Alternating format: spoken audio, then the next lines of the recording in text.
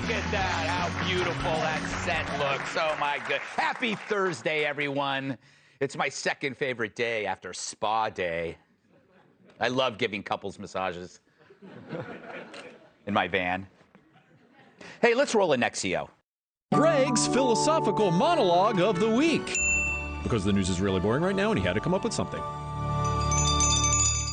Tonight's monologue, evil. Yeah, an uplifting topic, right? Well, it was either evil or this. You're the guy who said gonorrhea was no worse than a cold.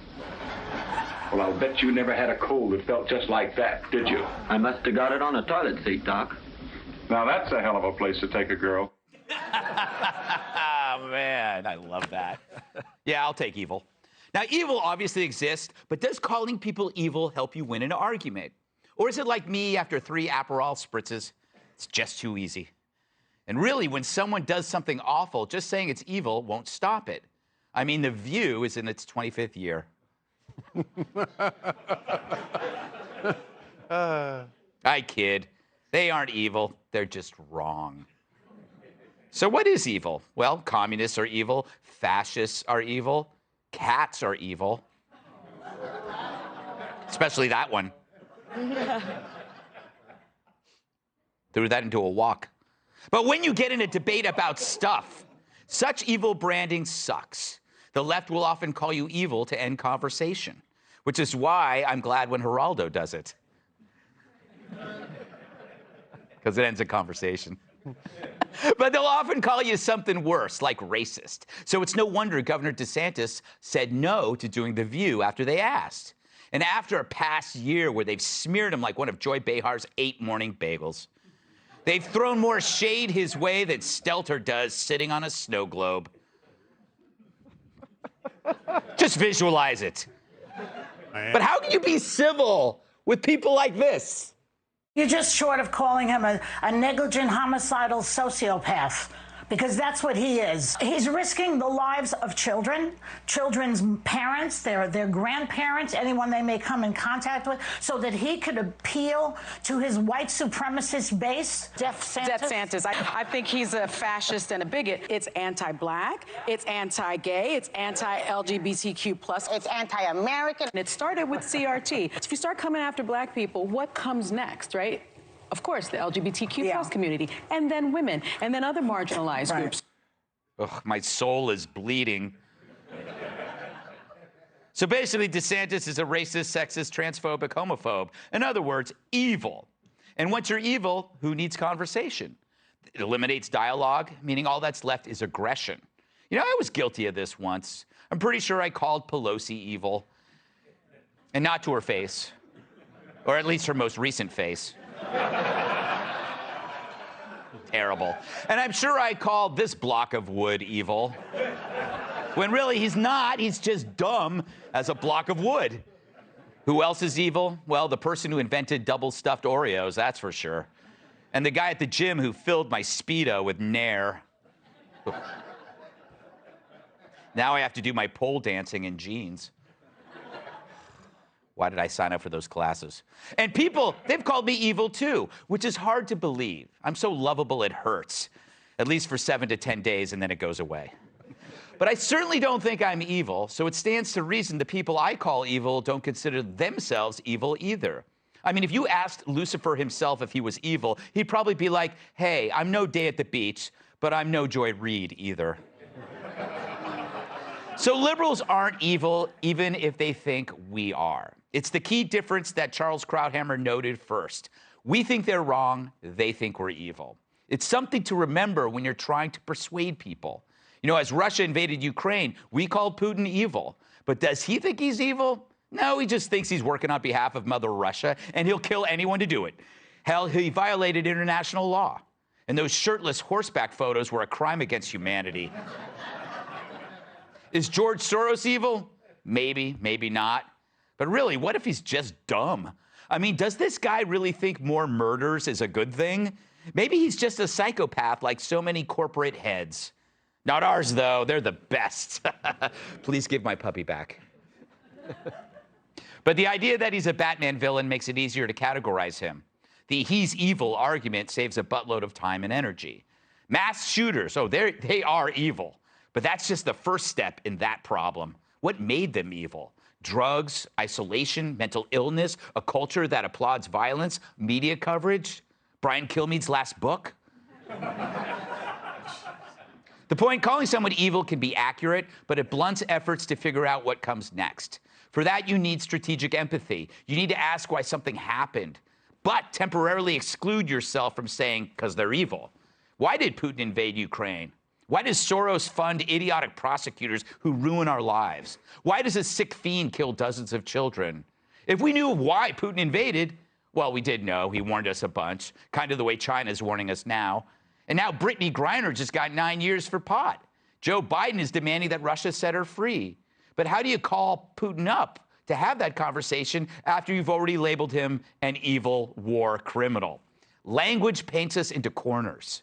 George Soros claims he's all about criminal justice, and he may believe it, which means he's not evil, he's just stupid, really stupid, like Joy Behar stupid, if that's possible. But calling him evil misses what's really going on, which is he has no idea what's going on. He's more insulated from the real world than a Kardashian with way worse pictures of his butt. You don't want to look at that. Fact is, stupid people can be effective at certain things, good or evil. Mass shooters, if you call the scum evil, you're right, but you got to look closer. You'd find the incentive is infamy. If I kill more than the last guy, I live forever. It's like trying to outscore another video gamer they're competing against on their laptop.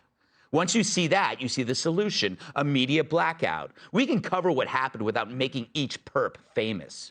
So while evil exists, it's oftentimes a fact that you should put aside if you need to solve an intractable problem. But of course, that suggestion goes out the window if the person is absolutely, truly evil and there's nothing you can do about it. I'm sure you'll know that when you see it. Let's welcome tonight's guest. He's the last thing terrorists see before they turn off the TV. Former CIA operative and host of Black Files Declassified on Discovery Science Channel, Mike Baker. And the way this gentleman talks, you'd think he's from a foreign country. Actor Greg Ellis. And she returned her skinny jeans for being too roomy. Fox News contributor Kat Tiff. And he calls the Atlantic the shallow end. My massive sidekick in the NWA World Television Champion,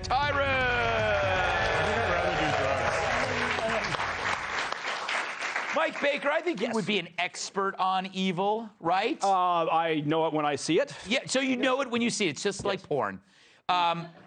Well, yeah. You are a CIA agent, so you're always fighting what we believe to be as evil. Do you believe in strategic empathy, the idea of you have to set that aside and actually look at what their interests and intentions are? Well, yeah. You've got to understand plans and intentions and motivations, right? In order to whatever you're doing, whether it's identifying evil or perhaps terminating a target, you've got to understand what those intentions and motivations are. Look, and by the way, I almost forgot to mention this.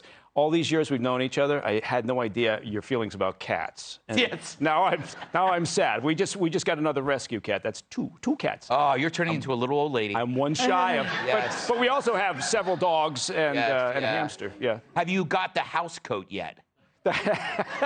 Well, you as if you haven't seen my house coat. Yes. So we don't have matching house coats. So you're being very evasive. Yeah, I am.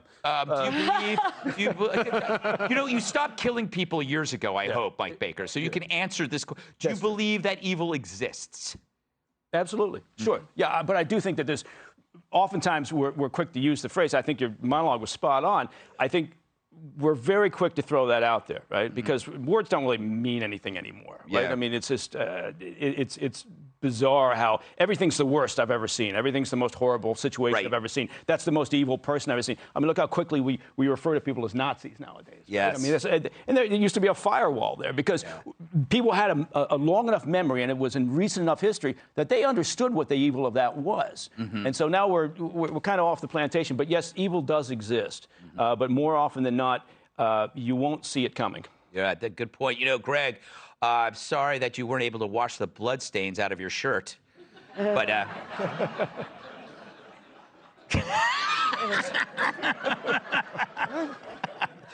You know, do you think we weaken the word by using it so much, especially in conversation? Yeah, of course we do. I mean, look, you know, to Mike's point about evil being the Nazis and Hitler, like it's a shortcut to shut people down, to go ad hominem and not have civil discourse. So, you know, sticks and stones, it's playground stuff. We should be able to speak about the issues and talk about, you know, our differences and come to some kind of agreement that cats shouldn't be in your house or my house and only Mike's house. Yes. Could you just quickly explain to the audience what ad hominem means? Random without reason. You attack the argument, not the person. I understood it. I just didn't think. Oh, okay. Wait a second. Are you insulting my audience? Yes, I think he is. No. How very dare you, sir? No. That was evil. That's evil. That's evil. Boo, Mike. No, I'm kidding. Wow. That's the first time you've ever insulted the audience. Well, look at him. No. Whoa! What's going on? I challenge an evil person would On say. behalf of the audience. I just want to say that I think you're all very smart and attractive. You know what I realized? You know what this show needs? We need a corner, like a what do you call it? Where a timeout space, where when a You guest, would never get through the monologue. but a guest has to go and sit like over there for In the one timeout? segment. Yeah. A little timeout. You need a penalty box. So you gave me an idea in spite of yourself. Kat, are you evil? No. No. What is evil? Yeah, I mean, I guess evil is a bad, evil person, right? Like, Hitler is evil. When you throw the word around, though, like, if you're gonna be nice to people, you're gonna get more out of them, which is why the audience is gonna like me more, because I said they were good looking, and you called them dumb. Which is why, like, if anyone ever abducted me, most people, like, scream, but what I would do is be like, why? You picked me? Like, what did you like about me that you didn't like about all the other girls? And then, like, maybe we just hang out. No. You become very clingy. Yeah. To the He'd abductor. throw me out of the van. Get out. Get out. You're Abandoned suffocating by me. abductor. Like, do you love me? Yeah, do you love me? The thing is, you know, Tyrus, it's so funny because we watch so much video in our lives of like Iran shouting death to America. We go, my God, they hate us. But we've kind of been doing that ourselves. Well, we're all evil in somebody's story. Right, yes. We're all the bad guys. It's a mental construct. But like to say the word evil doesn't mean anything anymore because now it's more about an arrogant ignorance that's more of a problem than evil. I'm so important. I'm so right with no wisdom or backing at all that anyone who says anything against me or challenges me is evil. So therefore, I don't have to improve myself. I don't have to listen to that. I don't have to take advice because I know. So that's the word evil doesn't even used to say it and everyone would stop. Like if we were in a restaurant somewhere and there was an argument broke out and for some reason I would call my wife evil for not letting me have dessert, they'd be like, oh my God, she must be horrible. Now it's like, it's a comma. It's like racist, Nazi. Usually you call somebody a Nazi, they had to earn it. Yeah. Because that bar was set pretty high. I mean, it was a pretty rotten thing to do, but it's mellowed up because we've become such a first problem. Yeah. Actual world. Nazis must be like, what the I like, what do we have to do? Tyrus just saying, because it was a pretty rotten thing to do. Oh, and by the way, audience, I'm taking you all out for drinks after this.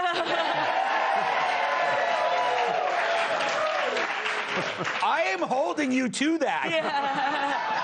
Don't let him go. When the show ends, he's going to take off his mic and he's going to try to run out. Gene, you block the door.